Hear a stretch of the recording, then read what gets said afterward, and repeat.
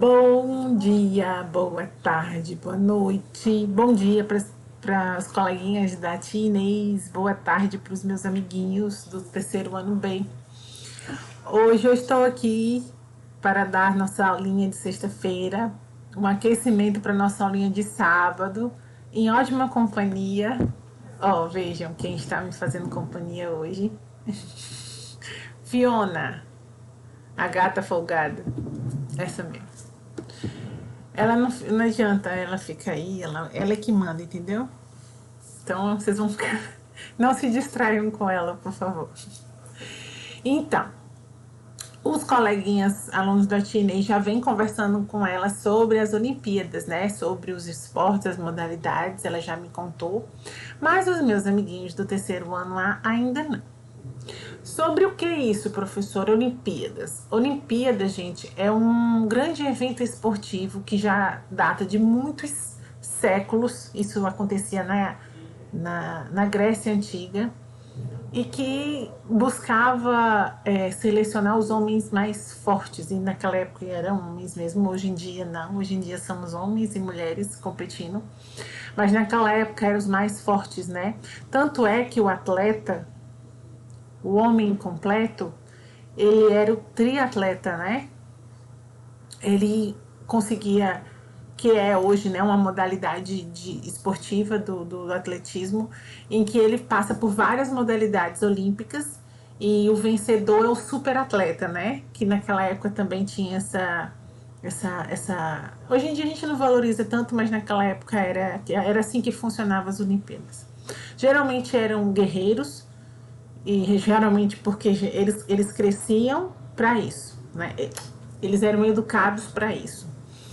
Hoje em dia sabemos que o treino, uma pessoa não precisa viver só para isso. Os nossos atletas estudam, trabalham às vezes, né? E se dedicam ao esporte, né? Mas esse ano, essa Olimpíada está meio fora de lugar. Não sei se vocês sabem, a Olimpíada era para ter acontecido o ano passado. Ela não aconteceu por conta da pandemia. E aí ela foi passada para esse ano. Ela está bem pertinho de começar. E é sobre ela que eu vou falar. Mas antes da gente começar a falar da Olimpíada desse ano, vamos pensar como é que eram as Olimpíadas lá no passado, tá certo? A tia trouxe um conjunto de pesquisa. E é sobre isso que a tia quer aproveitar e falar. Como é que você descobre essas coisas, professora? Através da pesquisa.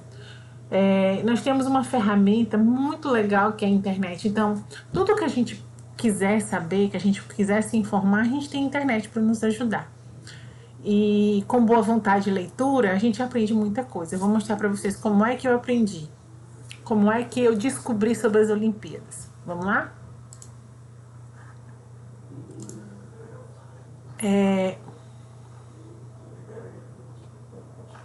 Aqui foi o primeiro lugar aonde eu procurei. Na plataforma UOL tem o Mundo Educação. Aqui, ó. Eu tô mostrando esse, mas tem vários. E nele você consegue ter uma visão bem ampla de várias coisas. Você consegue ter todas as disciplinas aqui, ó. Algumas coisas importantes, olha, tá vendo? Pesquisa escolar, vestibular, Enem, Escola Kids, tá vendo? Exercícios. Aqui você aprende um pouco, né? Você pode fazer um cadastro aqui, receber mensagem, muito legal, muito legal. E aqui eu também achei minha pesquisa, olha aqui, ó, Jogos Olímpicos. Olha só, os Jogos Olímpicos são realizados há mais de 2000 anos para estimular a competição sadia entre os povos dos 5 continentes. Olha só que legal. Então vamos lá. A bandeira olímpica foi hasteada pela primeira vez em 1920. Na Bélgica. Olha só, pessoal, essa visão das Olimpíadas como um jogo de competição entre povos, ela é bem recente, viu? Antes ela não era assim, mas vamos falar um pouco sobre isso. Considerado o maior evento esportivo do planeta, olha aí, os Jogos Olímpicos têm como objetivo estimular a competição sadia entre os povos dos 5 continentes. Como já disse, o barão de Coubertin, Pierre Coubertin, considerado o fundador dos Jogos Olímpicos da era moderna, o importante não é vencer, mas competir e com dignidade. De acordo com a mitologia grega, o herói Hércules criou as Olimpíadas por volta de 2500 a.C., gente, muito antigo, na Grécia Antiga, para homenagear o pai dele, o Zeus. Contudo, os primeiros registros históricos das Olimpíadas são de 776 a.C., quando os atletas vencedores começavam a ter seus nomes registrados. Lembra que eu falei dos superatletas? Nessa época, os reis de Ilia, de Esparta e Pisa aliaram-se para que, durante os Jogos, houvesse trégua sagrada em toda a Grécia. A aliança foi realizada no tempo de Hera, localizada no santuário de Olímpia. Esse é a origem do termo Olimpíadas. Olha que legal. Era moderna. Então, veja, antigamente as Olimpíadas tinham uma outra vertente, né? Muito mais de demonstrar força entre eles. Depois se a gente tivesse tempo na escola, eu estaria passando mais vídeos para vocês. Mas eles tinham esse negócio, sabe? Dos que eram os que tinham os melhores guerreiros, os guerreiros mais fortes. E depois a Olimpíada teve uma outra visão, que é essa visão da era moderna, da nossa era já. Atenas foi a cidade que sediou a primeira Olimpíada da era moderna, em abril de 1896, com delegações de 14 países. Ao todo, 241 atletas competiam em 9 modalidades. Gente, hoje acho que tem mais de 50. 50 ou 30? Vou procurar aqui. Desde essa época, os Jogos Olímpicos passaram a ser realizados em quatro anos, à exceção de 1914, 1918, 1939, 1945. E aí foi por conta das guerras, né? Da Primeira e da Segunda Grande Guerra. Medalhas. Estados Unidos é o país com o maior número de medalhas, 2.399. Não é mistério para ninguém, né? Até as Olimpíadas de Londres em 2016, sendo 976 de ouro. O Brasil ocupa a 37ª posição, com 108 medalhas, sendo 23 de ouro. Recordistas. O maior recordista da história dos Jogos Olímpicos é o nadador americano Michael Phelps. Acho que vocês já devem ter ouvido falar dele. Com 21 medalhas, 18 de ouro, 2 de prata e 2 de bronze. Já a mulher com mais medalhas é a ginasta ucraniana Larissa Latinia, ao todo com 18 medalhas, sendo 9 de ouro, 5 de prata e 4 de bronze. E aí, pessoal, vou pular aqui porque tá falando sobre as grandes Olimpíadas, mas eu quero falar sobre os Jogos de Inverno. Eles são Jogos Olímpicos, mas são de esportes do inverno. Pra gente é uma coisa totalmente fora de imaginação, né? Como é que se brinca, como é que se tem esportes no inverno. Esses Jogos no Inverno eu vou falar com vocês semana que vem, tá certo? Vou mostrar pra vocês como é que funciona essas modalidades dos Jogos Olímpicos do Inverno. E como vocês bem sabem, o Brasil não tem muita tradição. O Brasil praticamente não compete, né? Nesse esporte. Aqui, ó. 41 esportes, tá vendo, gente?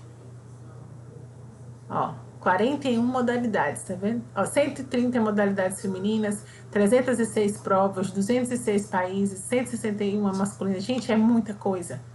É muita coisa.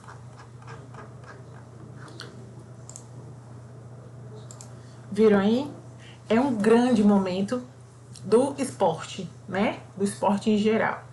De todas as modalidades possíveis e imagináveis. Inclusive, a nossa atividade depois vai ser sobre modalidades novas, porque sempre vem mudando, vem se alterando, vão dando condições para que mulheres participem, porque algumas modalidades nem existiam para mulheres e de uns anos para cá essa questão está sendo muito mais democrática.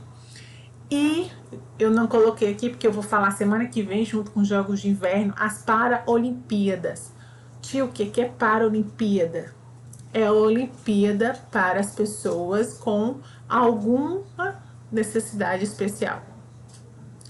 Elas são pessoas que têm alguma debilidade física ou mental e aí elas concorrem em modalidades próprias. Então eu já passei para vocês isso, futebol para cego, não é? Que a bola tem um chocalho, lembra?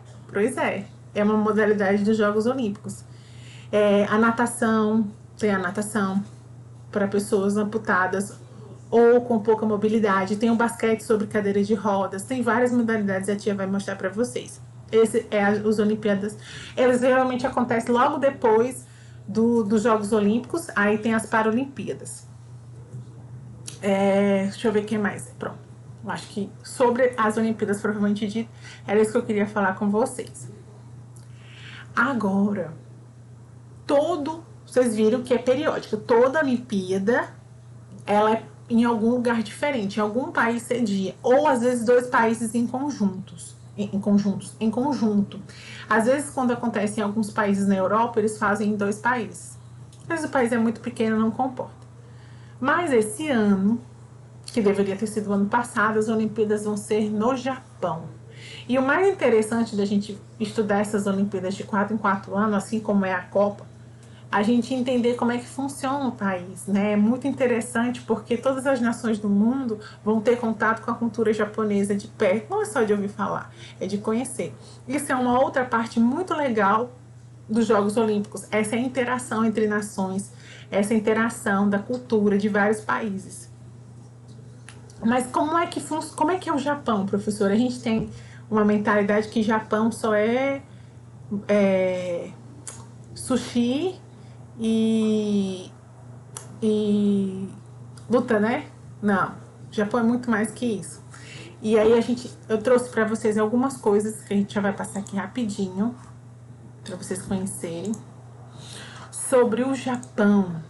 Aí a tia selecionou 12 curiosidades da cultura japonesa, muito interessante,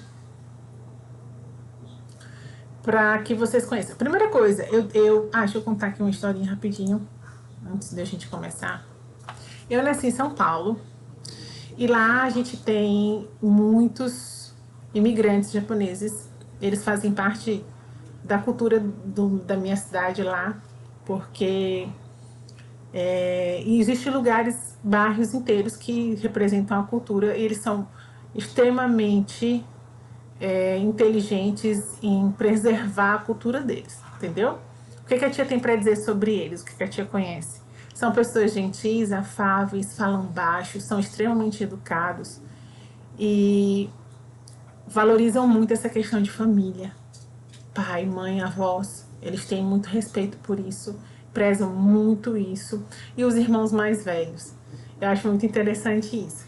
Então é o que a tia percebeu, né? A tia tinha muito, perdi um pouco o contato, mas tinha muito amigos de origem japonesa. Alguns foram para o Japão, porque eles podem ir para lá. Quem é filho ou neto de japonês pode ir para lá. Enfim. Mas vamos pensar como é lá. Porque quando eles vêm para cá, eles são brasileiros também. Mas vamos pensar eles lá. Como é que funciona? Primeira coisa que vocês precisam saber. Você não pode encostar na mão de um japonês. Porque para eles isso é contato íntimo. Tá certo? O contato físico não é muito agradável para os japoneses, entendeu? Então essa coisa de ficar abraçando, pegando na mão, dando beijinho na bochecha não é muito legal. Outra coisa, você não entrega o dinheiro, quando você vai pagar uma coisa, você não entrega o dinheiro para eles, vocês deixam no local. Tem os lugares têm um lugar. Inclusive nesse bairro que a tia tem lá, tem algumas lojas que são assim também. Se você ficar demorando muito para pagar e deixar as pessoas esperando, conversando, sendo inconveniente, isso é falta de respeito lá, sabe? Aqui também é, né? Mas essas pessoas não levam isso muito em consideração. Bom, lá a tatuagem é mal vista. Por que tatuagem lá é mal vista? Porque lá, geralmente, quem participa de alguma organização criminosa, ele é marcado pela tatuagem, né? Existem algumas organizações e eles são marcados por tatuagem. Claro que isso é uma cultura que já vem caindo, como aqui no Brasil também tem, né? Mas ainda é bem estigmatizado. No Japão, ninguém atravessa fora da faixa. Ninguém, gente. Não tem isso. Uma coisa que vocês vão perceber nos jogos, eu quero muito que vocês acompanhem, é a educação das pessoas. Então, eles são cumpridores da lei. Então, se a faixa de pedestre é para atravessar na faixa, eles vão esperar a vez deles para passar na faixa, tá certo? Eles são muito, muito, muito, muito educados em relação à saúde e higiene deles. Eles não deixam nada largado. Eles usam máscara como costume deles, principalmente no inverno deles lá. Eles usam máscara para não pegar resfriado, por exemplo. Então, para eles, essa questão do Covid foi quase que normal, né? Claro que não, mas assim, no sentido de que eles já estavam acostumados com as medidas de segurança. A taxa de alfabetização lá, as pessoas, 100% das pessoas sabem ler e escrever. Lá você não usa o sapato da rua dentro de casa. Então, para você entrar na sua casa, você ou entra descalço ou você pega esses chinelinhos que ficam na porta. Para você não levar a contaminação da rua para dentro de casa. Outra coisa do Covid. As escolas não têm funcionários. As crianças fazem a limpeza das salas e é super limpo. No Japão, as pessoas se isolam em casa, são chamadas de hikikomori. Isso quem vai explicar melhor é uma outra pessoa que vai falar com vocês amanhã. Eu não sei explicar isso. Algumas empresas têm sala de banimento para quando a pessoa faz coisa errada. No Japão, as pessoas vivem muito mais do que no resto do mundo, viu, gente? Lá tem muito mais idoso do que gente jovem. Isso é um problema para eles. Um problema sério. É claro que nem tudo é maravilha, né? Eles também tendem a ser mais tristes do que o resto do mundo, assim. Eles são pessoas que têm mais tristeza do que as outras. Isso é... Ai, tia, de onde você tirou isso? Existe pesquisa sobre isso. Isso é um fato. Por eles serem tão rígidos com regras, eles às vezes tendem a ficar mais tristes. Mas também seguir regra é bom, né? Só não é bom o excesso. Nada demais é bom, né? Vamos combinar. Mas o que mais... Aí eu trouxe pra mim o que eu acho mais lindo lá. Eu acho muito interessante a vivência que eles têm com a energia do planeta. Como assim? Eles prezam muito pelas mudanças do tempo, do clima. Eles prezam muito pelas mudanças que a natureza transmite para eles, entende? Então, existe uma coisa muito importante na cultura japonesa, que é a chegada da primavera. Eu acho isso interessantíssimo e trouxe para vocês. É um momento muito importante, porque trata também da questão religiosa lá. Vamos aqui?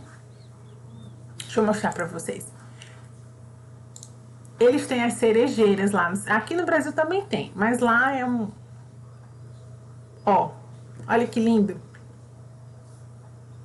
A primavera no Japão é sinônimo de vegetação abundante, florada das cerejeiras e clima perfeito. À medida que a neve da montanha começa a derreter, sim, e lá o território é marcado por planaltos, entendeu? Então, eles têm muitas montanhas, muitas mesmo. À medida em que a neve da montanha começa a derreter e as árvores ficam repletas de folhas, a inquietude e o entusiasmo tomam conta das cidades e das vilas de todo o país. No final de março, os japoneses começam a sair de suas casas para celebrar a temporada da florata das cerejeiras. Durante esse período, a maior parte do Japão desfruta de uma temperatura média de 12 graus. Tá quente para eles, né? O que significa que você pode viajar com roupas leves e suéteres, avançando na direção às montanhas da ilha do norte de Hokkaido. Eu não sei dizer o nome, mas eu acho que é isso, Hokkaido. O clima fica mais frio e muitos resorts de esqui permanecem abertos por muito depois do mês de março. Aí vamos lá eles praticam esqui, mas não era isso que eu queria falar com vocês. Aí vamos lá.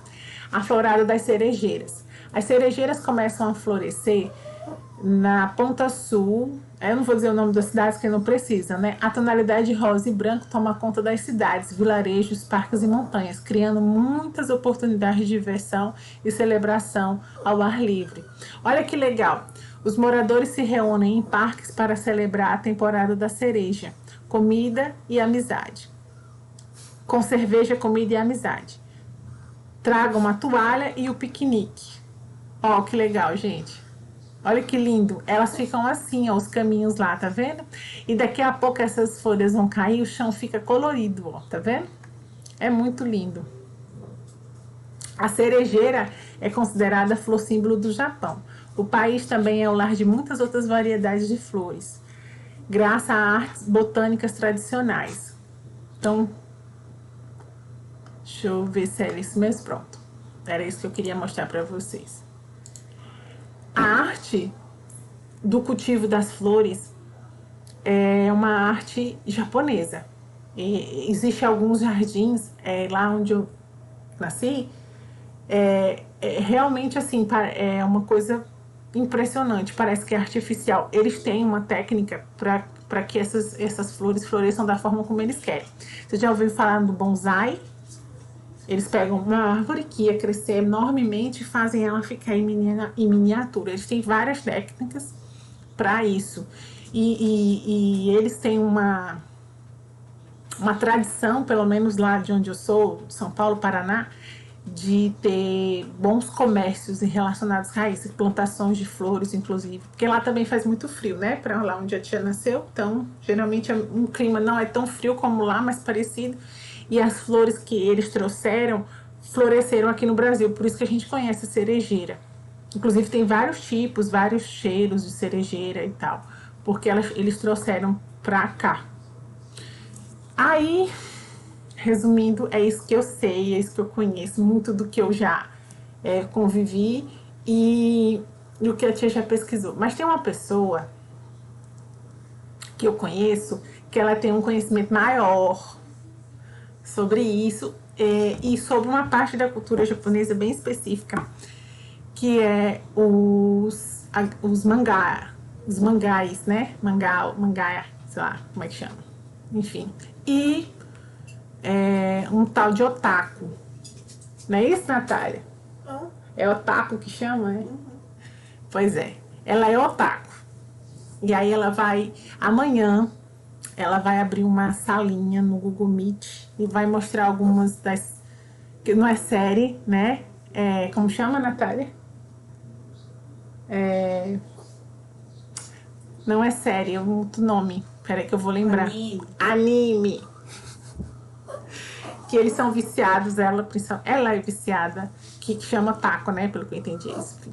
Mas não é só isso, eles falam muito da cultura deles lá, da forma... Eu, particularmente, o que eu mais gosto são dos de terror. Eu adoro, eles são muito bons. Os filmes japoneses relacionados de terror são excelentes, eu adoro os filmes deles, entendeu? Os animes eu já não acompanho tanto, né? Ela é mais viciada. Mas eu vejo eles também são muito bons. Amanhã ela vai falar um pouco sobre isso, sobre essa cultura do otaku, o que é que funciona, como é que tem todo um submundo, né? E acho interessante, não sei se algum de vocês aí gostam, acho que quem gosta de jogo também já deve ter ouvido falar nisso. Então amanhã ela vai estar aí para falar com vocês. Depois eu mando o link da reunião, tá bom? Então, pessoal, é isso. Fiquem atentos porque amanhã tem aula. Então, hoje é sexta, amanhã é sábado, tem aula, mas é aula em vídeo e a atividade vai ser do Google Forms, tá certo? Bem tranquilão. Para completar a aula ver esse vídeo, amanhã participar da reunião com a Natália, que ela vai mostrar para vocês esse mundo aí, otaku, e responder o Google Forms, tá certo? Beijão para vocês, até a próxima.